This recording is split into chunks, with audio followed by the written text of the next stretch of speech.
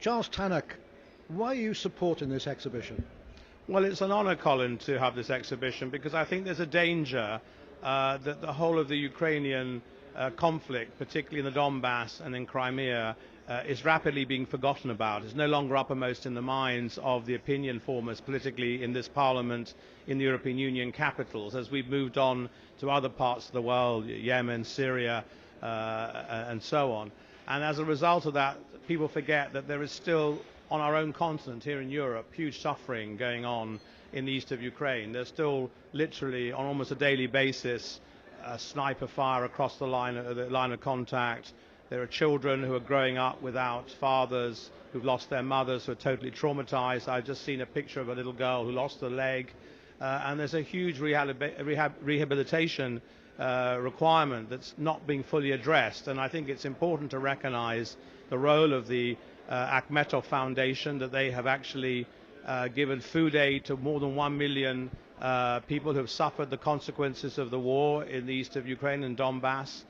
Something like 2.5 million IDPs in total, and something like 11,000 people have died directly from this conflict.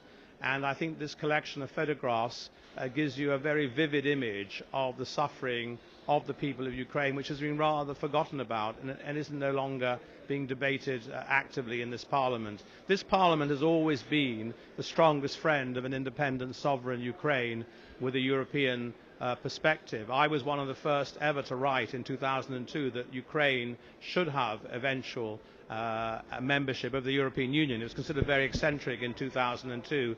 Sometimes looking back, I regret the fact that this was never embraced by the capitals of the European Union, and had they been more welcoming to Ukraine and given it some kind of roadmap to European Union membership, perhaps this whole issue may never have arisen, because perhaps President Putin would not have been so emboldened to, as it were, step into the vacuum when Yanukovych fell and annex Crimea and foment an uprising in the Donbass with active military aid from Russia. So I wonder whether history could have been different if Ukraine's security, its territorial integrity and its prosperity had been ensured by a more confident European Union 15 or more years ago. But we are where we are now, and we are still in a situation of what I call a frozen conflict, which isn't that frozen because people are still dying and suffering.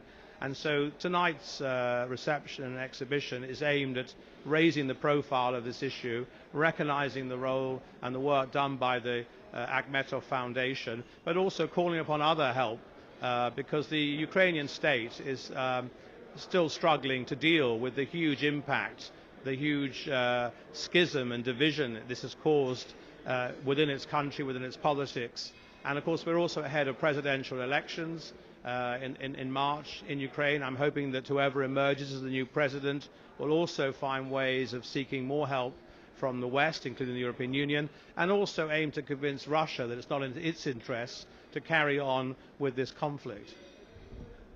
How important is actually the work of the Akhmetov Foundation to Ukraine and Donbass?